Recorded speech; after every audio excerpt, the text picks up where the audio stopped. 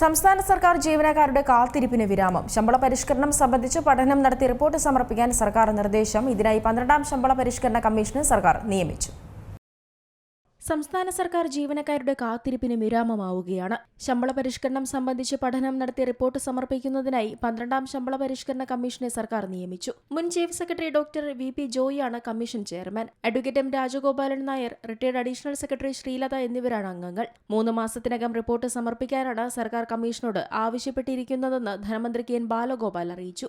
ഇനി കമ്മീഷന്റെ പരിഗണനാ വിഷയങ്ങൾ സംബന്ധിച്ച് വിജ്ഞാപനം ഇറക്കുക എന്നതാണ് അടുത്ത നടപടിയെന്നും അതുടനെ ഉണ്ടാകുമെന്നുമാണ് സൂചനയെന്നും അദ്ദേഹം കൂട്ടിച്ചേർത്തു. 12ാം ശമ്പള കമ്മീഷനെ ഉടൻ നിയമിക്കുമെന്ന് സംസ്ഥാന ബജറ്റിൽ ധനമന്ത്രി K. N. ബാലഗോപാൽ പ്രഖ്യാപിച്ചിരുന്നു. തൊട്ടുപിന്നാലെ 3, 10 എന്നിങ്ങനെ 2 തവണയായി 13% DA അനുവദിക്കുകയും ചെയ്തിരുന്നു. ശമ്പളം വർദ്ധിപ്പിക്കണമെന്നും DA കുടിശ്ശിക നൽകണമെന്നും ജീവനക്കാർ ഏറെക്കാലമായി ആവശ്യപ്പെട്ടു വരികയായിരുന്നു. നിലവിൽ അടിസ്ഥാന ശമ്പളത്തിന്റെ 22% DA ആയി നൽകി വരുന്നത്. ഇപ്പോൾ പ്രഖ്യാപിച്ച 13% കൂടി ചേർത്താൽ ഇനി 35% DA ആണ് നൽകേണ്ടത്.